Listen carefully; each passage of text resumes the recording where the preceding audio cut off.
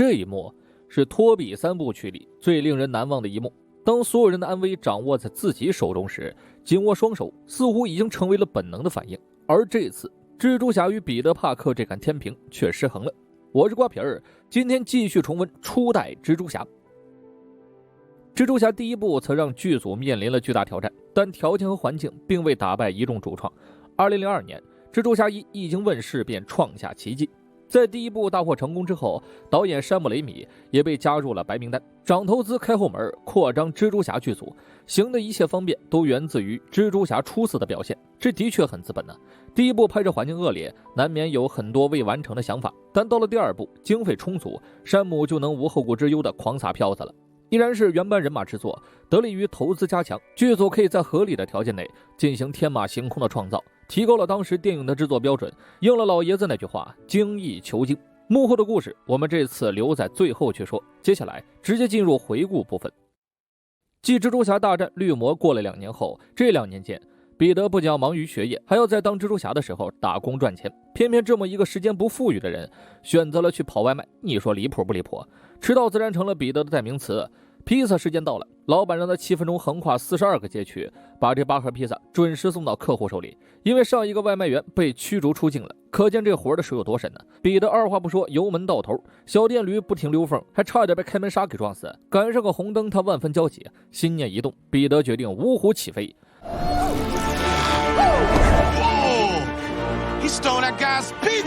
被冤枉偷外卖不说，彼得还得抽空去解救一下迷路儿童。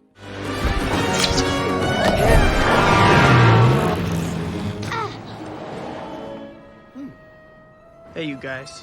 No playing in the streets. 蜘蛛侠哥哥这句话一定要圈起来，再继续派送。拿来吧你！不走寻常路的彼得好赖是把东西送到了。这段跟墩布的对手戏，可以说墩布把墩布给养活了。彼得也没工夫焦虑啊，马上就得笑脸迎接，把多余的蛛丝一扯，还麻烦给个5星好评。Pizza time. 无奈紧赶慢赶还是完了，人家不愿意给钱，彼得只能自掏腰包，心里那叫一个苦啊！回去就被老板炒了鱿鱼，转眼又要被GG炒鱿鱼。最近没什么行动，导致蜘蛛侠的私房照拍不出来。更主要的原因是，这家伙就知道黑蜘蛛侠，自己拍照抹黑自己呢。Now, get your pretty little portfolio off my desk before I go into a diabetic coma. 吐槽归吐槽，实在没头版的 JJJ 发挥了营销策略，随便找了烂肌肉照片，自封标题纽约惊现变异机。彼得最后向生活低了头，拿出了蜘蛛侠的照片。果不其然呢，头版头条成了蜘蛛侠威胁城市，可惜竹篮打水一场空，这点钱刚好够彼得还债的。见他没精打采，贝蒂连忙鼓励了彼得，不敢停留，彼得又跑到了学校上课，倒霉起来喝凉水都塞牙。刚站起身就撞进了康纳斯博士，他表示早就下课了，最近成绩下滑，上课迟到。康纳斯希望彼得能整理一下状态，尽快把核聚变的论文交了。得知彼得计划写奥托博士的研究，康纳斯表示自己和奥托是好朋友，或许能帮上忙，但最终要看彼得自己，否则只能挂科了。彼得这一天惨不忍睹，超负荷工作导致每一个都不理想，亲人朋友的秘密庆生打散了他一天的苦闷。彼得连自己的生日都忘了。如今 MJ 成了小有名气的舞台剧演员，哈里子承父业，当上了奥氏集团的扛把子。但兄弟之间因为蜘蛛侠的缘故有了些隔阂，哈利始终没有打算放过那个杀父仇人。不过除此之外，他们感情如故。奥氏集团最近在投资一个核聚变项目，项目负责人正是彼得的偶像奥托博士。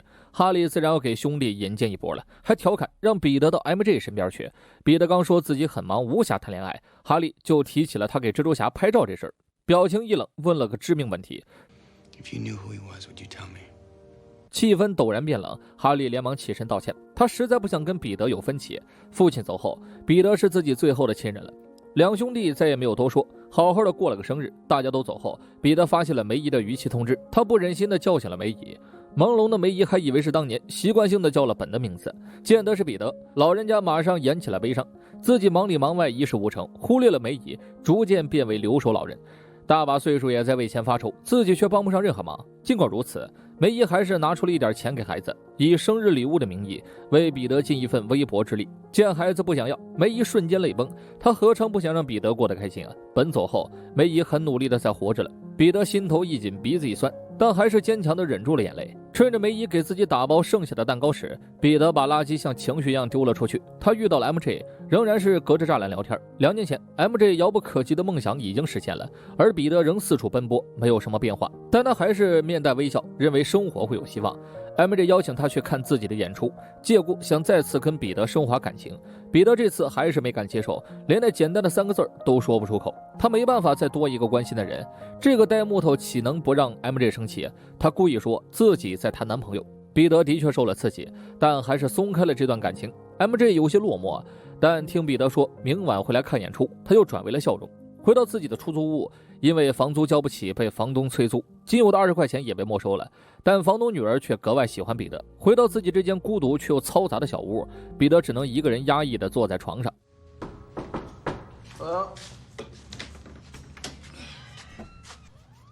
Rent? 好在他充满希望，天一亮就跟着哈利见了奥托博士。起初奥托并没把彼得当回事儿，认为他就是一个托富二代朋友关系来见自己的粉丝。若不是哈利背后的奥氏集团在投资自己，是肯定不会笑脸迎接的。天才都是自负的，哈利也没耽误，直接把时间留给了兄弟。奥托早就听康纳斯提过这孩子，聪明但懒惰，这句话要记笔记。念在康纳斯和哈利这层关系上，奥托善待了彼得，还介绍了自己贤惠的妻子罗西，两人这才走向奥托的研究。彼得一眼就认出了设备是谐波抑制系统，这明显是奔着可控核聚变去的。奥托瞬间对这孩子刮目相看，他认为遇到了知己，花了1个半小时解释了自己的人造太阳计划。这东西一旦成功，会带来源源不断的清洁能源。彼得担心可控核聚变这东西不稳定，但奥托早就想过了所有细节，他毕生都在为此奋斗。明天就将迎来公开展示，奥托和罗西也没嫌彼得问得多，好吃好喝招待了这孩子。况且奥托和彼得很聊得来，彼得还拿出伯努利的截线问题举例，难怪当得一手好厨师。在他面前，奥托也收起了平时的自负。夫妻俩还给彼得解决起了女朋友的问题。奥托给孩子一个建议：爱情不能是秘密，这种复杂的东西别藏在心里。用 T.S. 艾略特的诗句来形容，现在与过去的时光，也许均会在未来出现。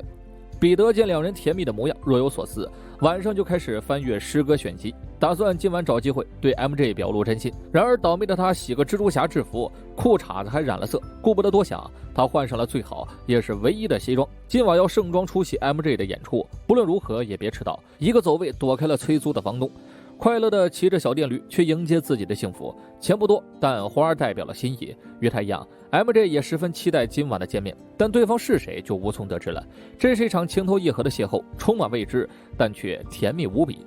然而懂的都懂啊，但凡需要赶时间的项目，彼得肯定会碰上罪犯。How'd you do that? Work out, plenty of rest. You know, eat your green vegetables. 他没办法坐视不管，便只能化作蜘蛛侠加入追击。这一点彼得永远义无反顾。虽然2个小劫匪收拾起来轻松，但彼得错过了入场时间，人家根本不让他进去了，这是演出的规矩。这哥们儿每步得出来搞一下彼得，太气人了。彼得落寞地坐在外面， Spider-Man, spins away. 听着这灵魂转音，5脏6腑都在沸腾。终于等到了演出结束，还没来得及去跟 MJ 解释，就隔着街看到了 MJ 的新男友。难过之际，几辆警车驶过，彼得还是毅然决然去做了英雄。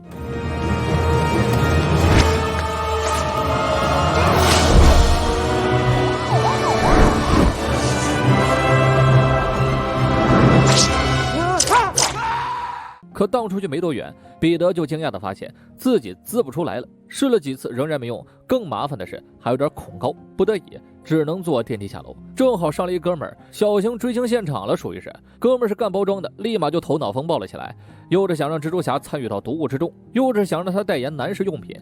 电梯贼慢，尴尬就在一瞬间，我已经能感觉到彼得的绝望了。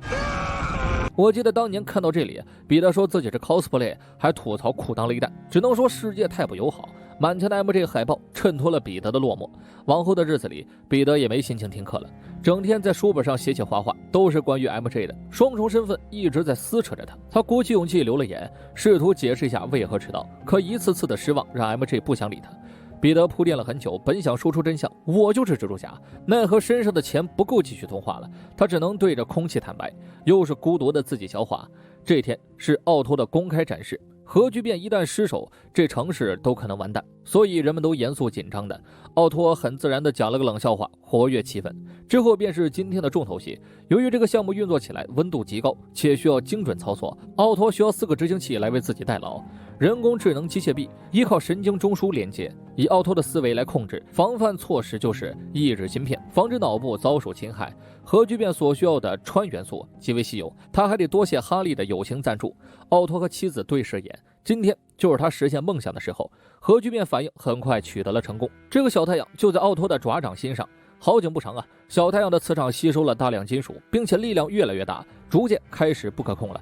彼得见状马上离开，甲方爸爸哈利大喊着让他切断电源，可眼看毕生心血就要实现，奥托自然不肯就此放弃。他坚信自己能够稳住局面。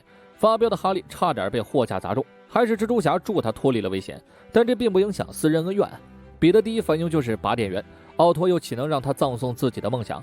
随着磁场越来越大，罗西丧命当场。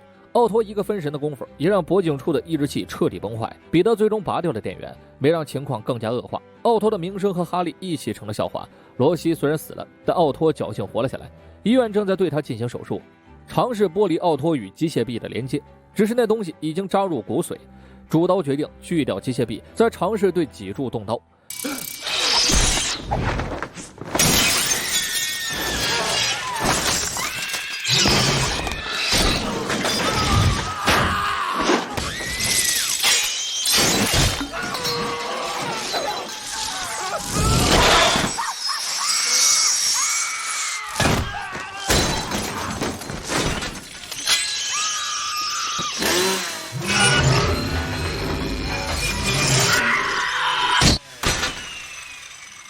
机械臂的智能系统主动发起了反击，他们在和奥托精神交流。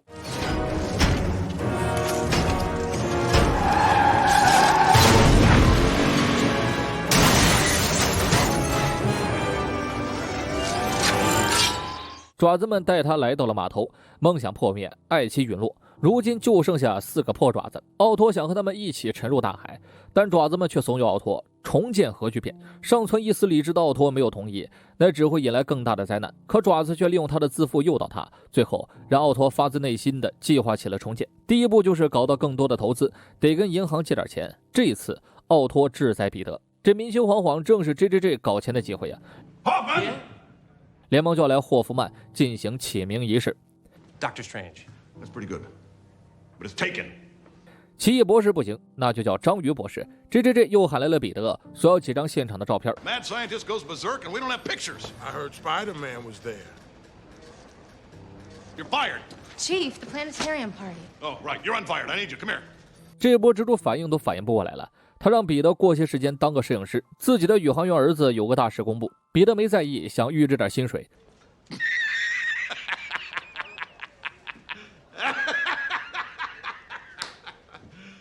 无奈，彼得只能和梅姨到银行办理贷款，可因为没担保，被工作人员拒绝了。一直可以说是心酸至极了。恰好这家银行就是奥托的目标，彼得反应很快，马上起身变装。梅姨还以为他丢下自己跑了。很快，蜘蛛侠出现，行动隐蔽却没躲过爪子的监视。奥托二话不说，直接拿钱砸死。金钱攻击持续了几个回合，彼得就又吐不出丝了，导致自己迎面中了一击。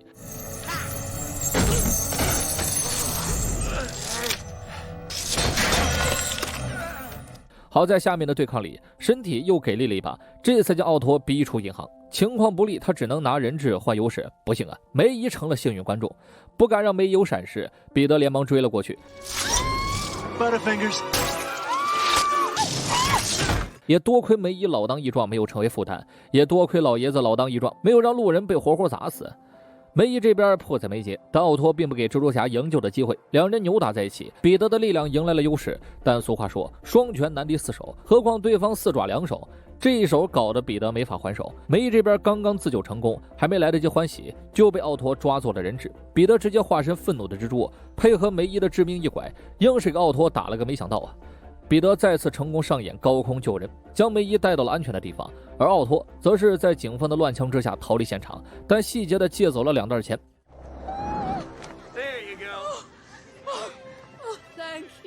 sure showed him. What do you mean we? Oh. 别看彼得这会儿光鲜亮丽啊，脱离这层皮，他还是个苦逼青年。受邀参加 JJJ 儿子的宴会，作为上流人士，哈利早就喝了个烂醉。他是赔了夫人又折兵啊！借着酒劲儿，哈利又提起了蜘蛛侠，还是 JJJ 及时赶来叫走了彼得，才没让事情恶化。Oh, here, get a shot of the mayor and his girlfriend. 主机一下语言。Wife. 随后，宴会的主角约翰登场了。他是 JJJ 的儿子，也是一名刚落地的宇航员，更是一个男朋友，女友叫 MJ。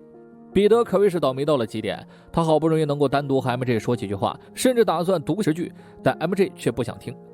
彼得这边迟迟不做回应，自己总要向前看的。约翰看了5次演出，哈利看了2次，就连 MJ 那个混蛋酒鬼老爹都来后台借了点钱，你彼得1次都没到场，说不过去吧？这2年他一直在心里留给了彼得一席位置，可彼得就是不愿意接受，事已至此，只能相互错过。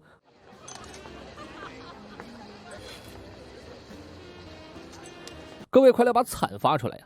霉运并未结束，醉酒的哈利突然上线找上彼得。 Stole my father's love, and you let him die because he didn't turn in the freak? Isn't that right? Isn't that right? Huh, brother?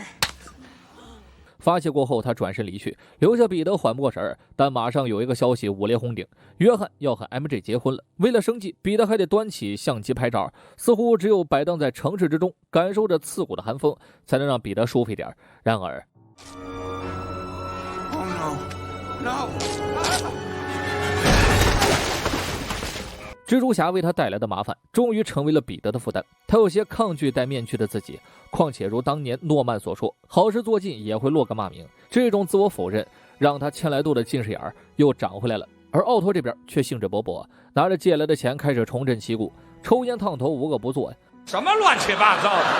她到底是不是真心嫁给约翰 ？MJ 面临闺蜜的质问，也是答不上来。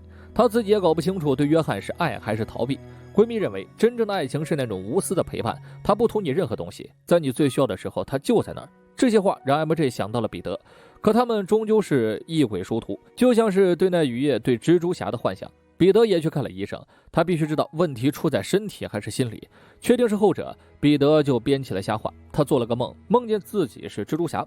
可有一天突然失去了力量，不管怎么爬墙都会往下掉，实在编不下去，他开始无中生有。我有个朋友，他……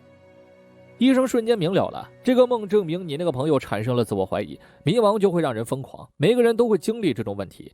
医生的建议是，去过内心最想要的生活，去专注于自己觉得正确的事，一定要弄明白自己为什么会变成这样，就像是你那朋友的梦境。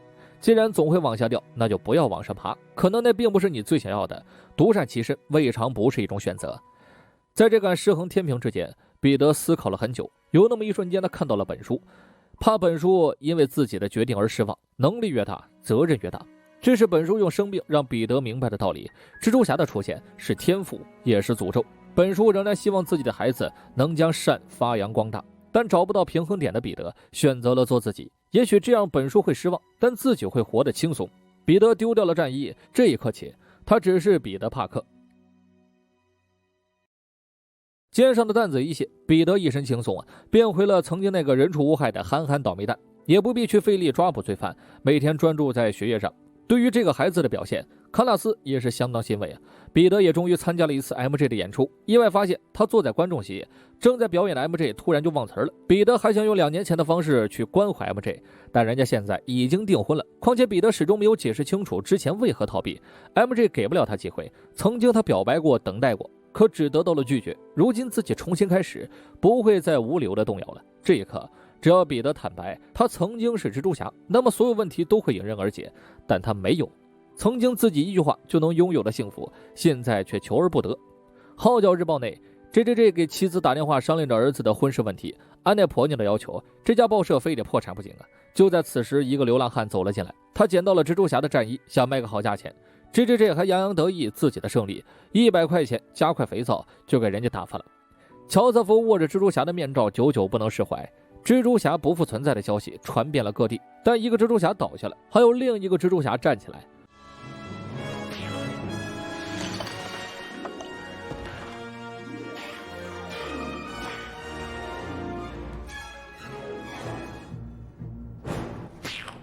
这活一个高级双料特工啊！彼得偶然遇到了抢劫，纠结许久，他选择了视而不见。和梅姨去坟前看望本书时，彼得的心里都是愧疚的。这天，他鼓起勇气要告诉梅姨真相。本书遇害那晚，自己其实偷偷去了摔跤场，因为一时的意气用事，导致劫匪枪击了本书。这是彼得最痛苦的回忆。他选择告诉梅姨真相，需要的勇气比说出蜘蛛侠的身份都不少啊！梅姨一时接受不了，上了楼。与此同时，在爪子们的协作下，奥托重新搭建了设备，万事俱备，只欠穿元素。蜘蛛侠不复存在这事儿，最上火的是哈利啊！为了找到对方，他几乎要抓狂。本想到阳台喝酒透气，却没想到来了不速之客。奥托说他再赞助点穿元素，哈利自然不愿意助纣为虐了，但扛不住奥托的死亡威胁，哈利一怂，决定谈笔交易，拿活的蜘蛛侠来交换穿元素，我们各取所需，并且提供了彼得给蜘蛛侠拍照片这条线索。哈利最后不忘警告奥托别伤害彼得。没有蜘蛛侠的纽约，犯罪率直线飙升，彼得内心也很复杂呀。他遇到了一场火灾，本能就想换衣服，却忘了自己已经不是蜘蛛侠了。听闻有孩子被困火场，彼得还是义无反顾地冲进了现场。英雄并不一定需要超能力，等他找到孩子时，却发现后路已断，彼得只能拼死一跃。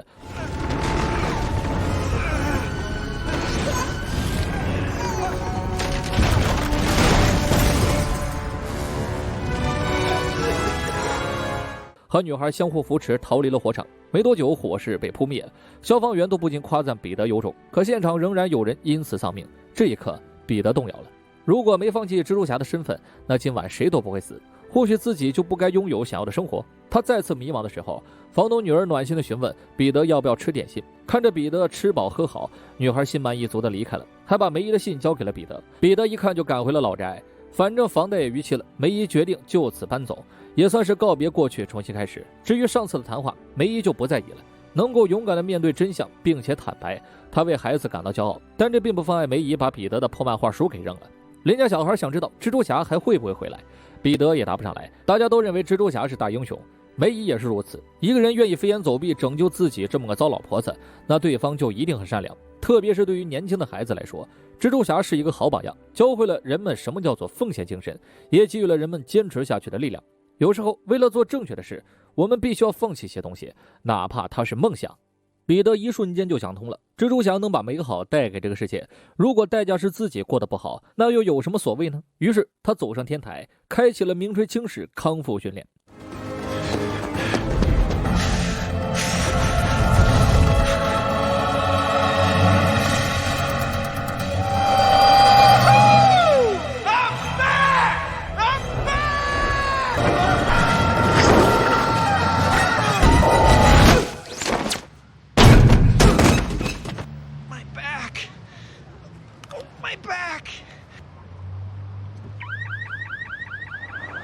MJ 和约翰开始准备请柬，约翰想请彼得到场，他感觉那家伙是个老实人，可 MJ 并不想让彼得来，这属于是口是心非，他始终没办法彻底放下彼得。于是 MJ 约见了他，就在大婚的前几天，思前想后，还是决定跟彼得说清楚，起码让自己问心无愧。结果话没说完，彼得就开口了，他又变回了以前那样的优柔寡断，开始逃避对 MJ 的感情。这一波反复横跳让 MJ 莫名其妙，只想扔个瓶子大喊操。MJ 不愿多问，想用行动去分辨彼得的真心。就在此时，蜘蛛感应疯狂启动，奥托抵达了现场。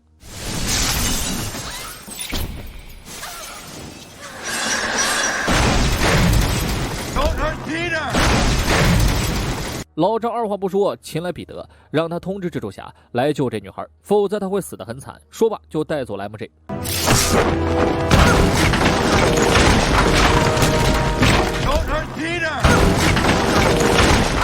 意志坚定的彼得破壳而出，蜘蛛侠回来了。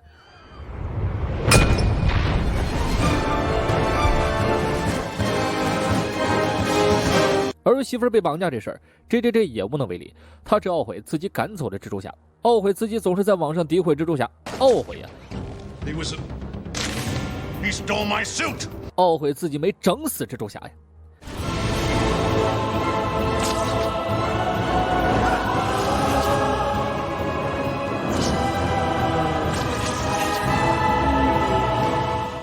彼得赶到了约架地点，却并未见 MJ， 他二话不说直接动手。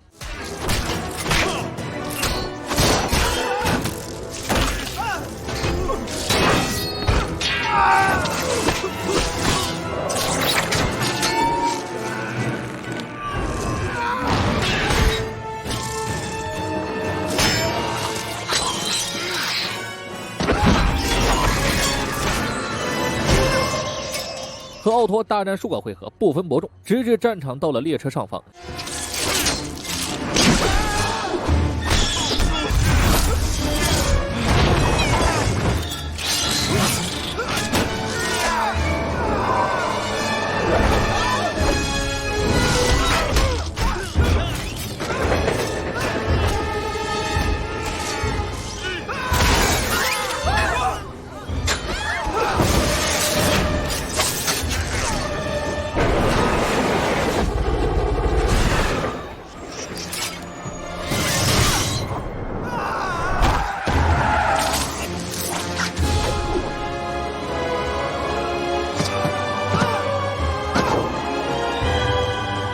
这一连段高强度的打戏，谁看谁点头啊！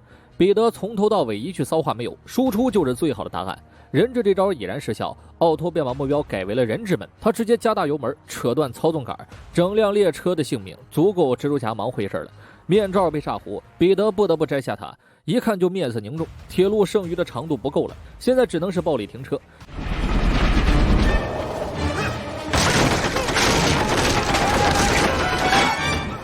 绞杀不足以让列车减速，想到身后所有人都指望着自己，彼得想到了皮筋战术。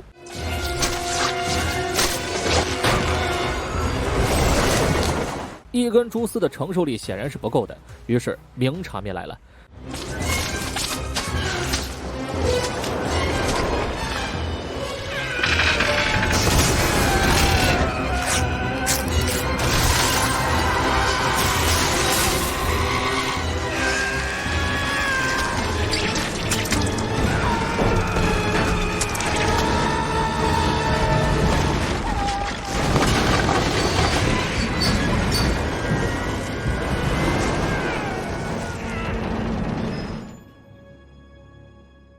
即便列车已停，他仍然紧握双手，直至彻底力竭失去意识。百姓们小心翼翼地把蜘蛛侠送到了宽敞的地方，人们却愕然发现，守护自己的大英雄不过只是一个孩子。彼得察觉到身份暴露时还有点慌，但每个人眼神真挚，说自己会保密。彼得一下就找到了守护的意义，人们搀扶着他站了起来。但老张还是过来收人头了。虽然万众一心护在蜘蛛侠身前，也轮到他们保护一次英雄了，奈何根本不是老张的对手。这时彼得温柔地对他们点了点头，示意让自己来，但此时的他也只能是徒劳无功。就这样，蜘蛛侠被活捉送到了哈利面前，两人各取所需。老张拿到了远超之前重量的穿元素，现在的哈利眼里只剩蜘蛛侠，只剩那个杀死自己父亲的凶手。他提着刀走上前，倒要看看蜘蛛侠的庐山真面目。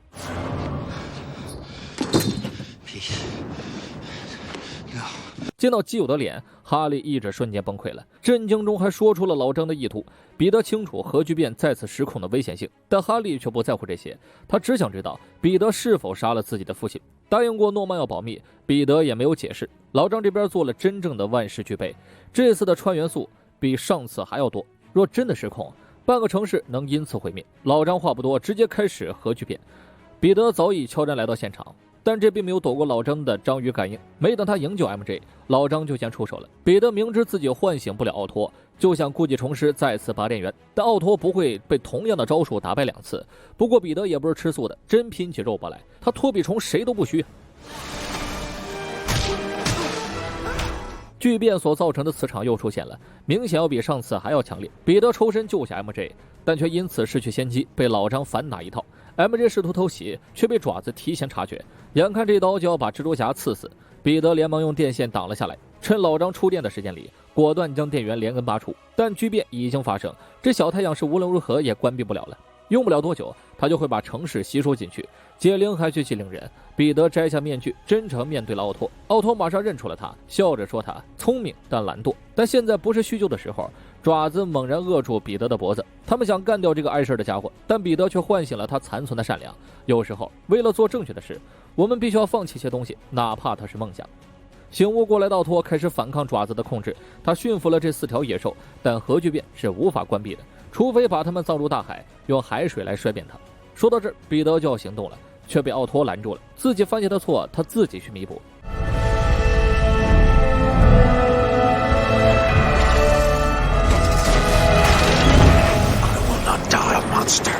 等彼得回首望向 MJ 时，所有的解释都不言而喻了。在这生命关头，彼得正式以蜘蛛侠的身份告白了 MJ。You do love me, I do. even though you said you didn't. 随着奥托与整个巨变机沉入大海，这码头也就没有了立足之地。随后，两人离开现场，一起盘踞在蛛网之上。只是这次，彼得以蜘蛛侠的身份拒绝了 MJ， 他会有数不清的敌人，相爱只会让 MJ 跟着冒险。彼得已经决定要永远做蜘蛛侠了，爱情在责任面前是站不稳脚跟的。MJ 也理解了他，所以什么也没说。直到看着警方和家人把 MJ 接走，彼得才独自一人消失在了黑夜里。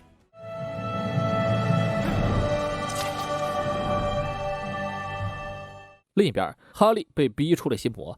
镜子里的父亲想让自己复仇，但主观的自己却不想伤害彼得。于是，诺曼开始怒斥儿子，直到哈利忍无可忍，砸碎了镜子，却也因此发现了家里的密室。清楚父亲是谁的哈利，决心要子承父业，遁入黑暗。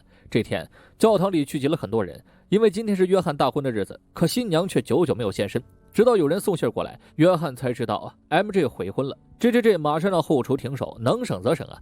MJ 穿着婚纱一路狂奔，他去追寻一直等待着自己的那个他，直到 MJ 出现在了彼得面前。彼得虽然内心还是不希望 MJ 做出逃婚这种坏事，但那是对方的决定，自己无法左右。这对有情人终成眷属。窗外的警笛声让彼得猛然回头，一句名台词化作结尾 Go get him, Tiger.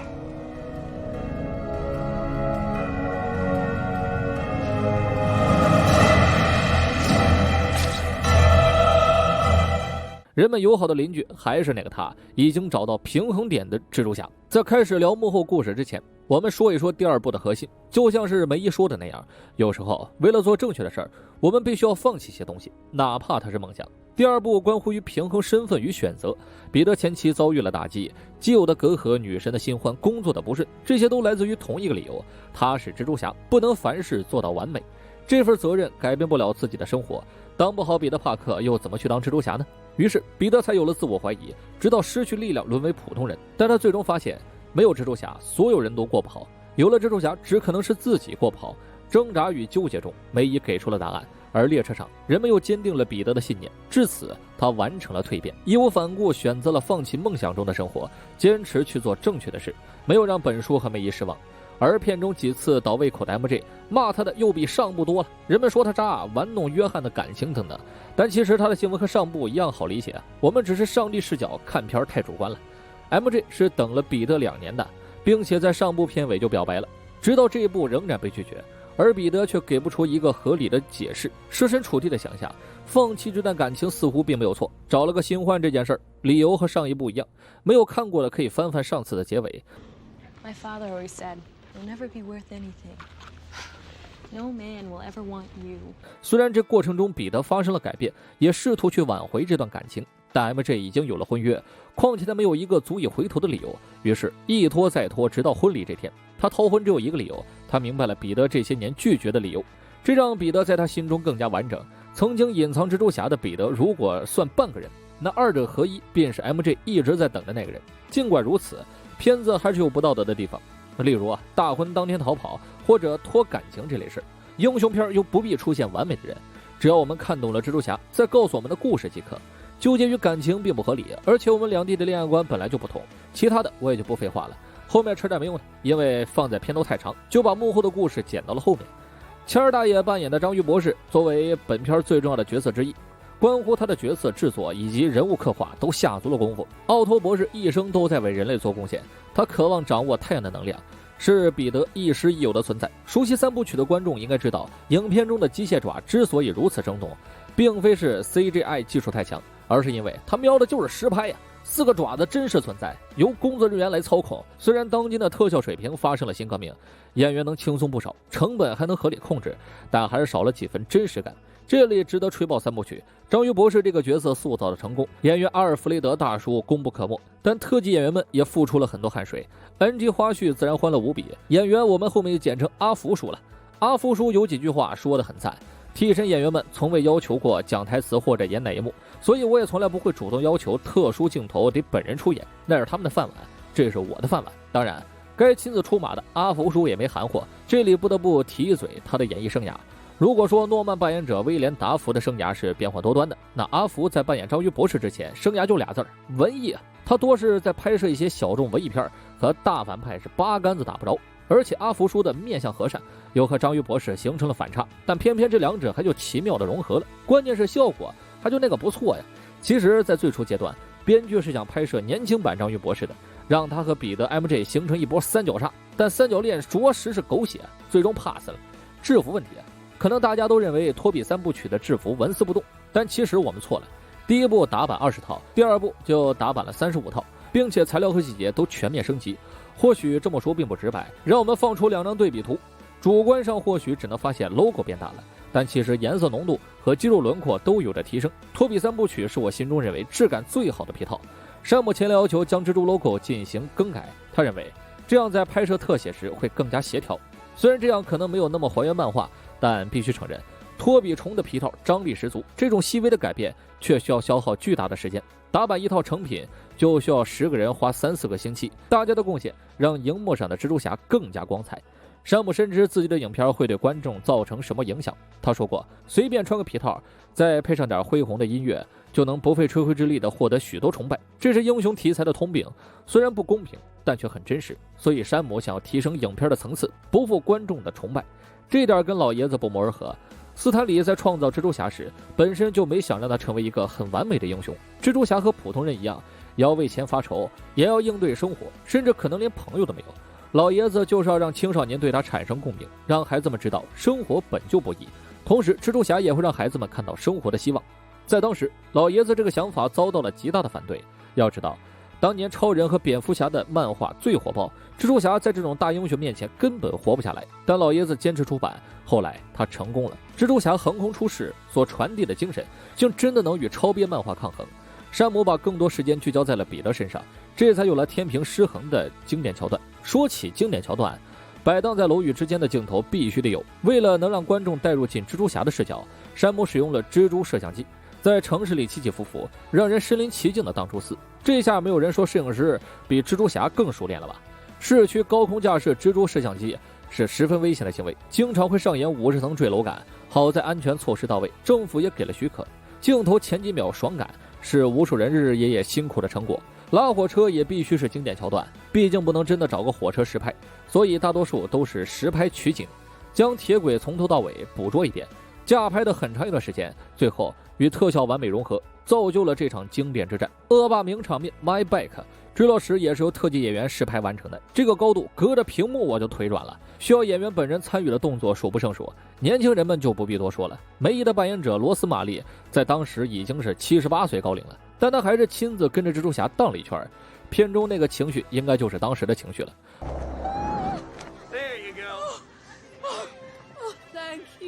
罗斯玛丽老奶奶还强烈要求多荡几次，可见每个人最终都会变成老顽童。片中彼得失去能力硬闯火灾现场救人的场面，这段也是实景真烧，虽然是道具，但火是真真切切的扑脸。在这种情况下，托比要快速进入状态，不然没等他演完，房子就塌了。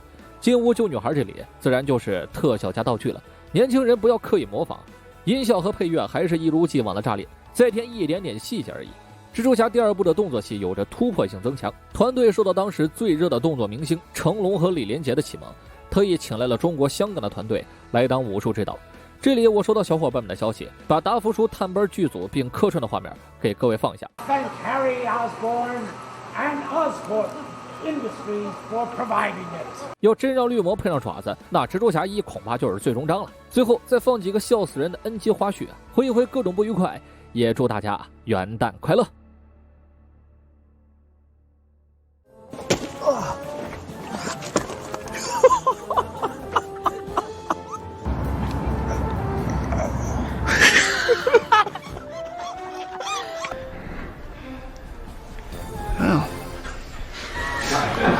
We could rebuild, enlarge the containment field, make it... Ready and action!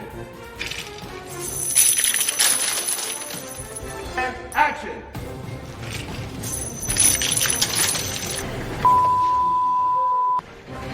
I'm getting married at church.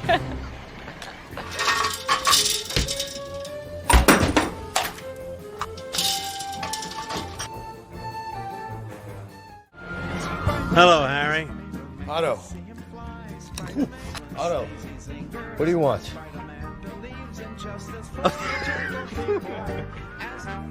A thief! A thief!